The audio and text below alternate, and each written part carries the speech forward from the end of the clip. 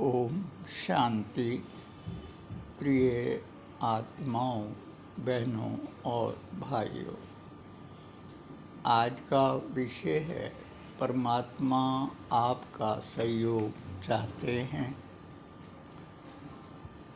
हो सकता है आप विश्वास ना कर पाएं, लेकिन यह अकाट्य सत्य है कि इस धर्म की अति ग्लानि के अवसर पर परमात्मा शिव अपने वादे अनुसार अवतरित होकर अधर्म नाश और सत्य धर्म की स्थापना का कार्य करना चाहते हैं, करवा रहे हैं।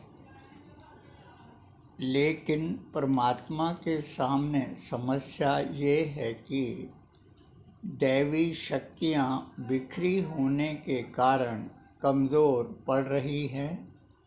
आसुरी शक्तियों से धरती को मुक्त कराने के लिए परमात्मा आपका सहयोग चाहते हैं, या यूँ कहिए कि ईश्वर, अल्लाह अथवा गॉड के नाम का दम भरने वालों की परीक्षा लेना चाहते हैं। वरना तो परमात्मा क्या नहीं कर सकते, लेकिन मर्यादा से बाहर जाकर वे कोई कार्य नहीं करते। उन्हीं मर्यादाओं का पालन करते हुए विश्व आत्माओं के सामने भाग्य बनाने का अवसर प्रदान कर रहे हैं, ताकि किसी को भी यह शिकायत ना रहे कि परमात्मा आए, विश्व कल्याणार्थ यज्ञ रचा। यज्ञ में आसुरी शक्तियों ने विघ्न उपस्थित किए और हम अपना फर्ज अदा नहीं कर सके, अपनी आहुति नहीं डाल सके। एक सत्य और जिसे हम सभी को स्वीकार करना होगा वो ये है कि परमात्मा का हिंदू, मुस्लिम, सिख, ईसाई आदि दैहिक धर्मों से कोई सरोकार नहीं है। परमात्मा हम सर्व आत्माओं के परम पिता हैं। आत्मा के नाते हम सभी भाई भाई हैं। आत्माओं का धर्म एक ही है, वो है दिव्य गुणों की धारणा।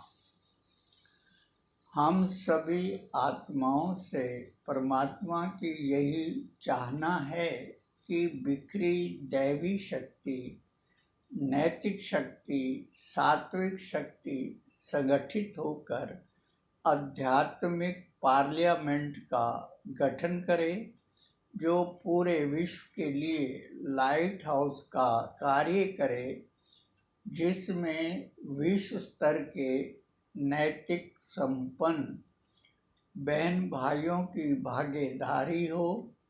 सर्व की राय से ईश्वरीय मर्यादाओं के अनुरूप मूल धर्म पर आधारित संविधान बने, आचार संहिता के साथ नियम और उनकी पालना इस प्रकार से हो जिनके सामने कुरीतियाँ, अधर्म और पाखंड अपना सर ना उठा सकें।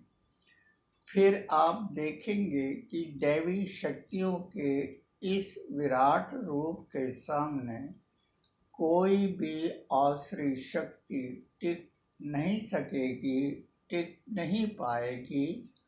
हमें इतना ही करना है।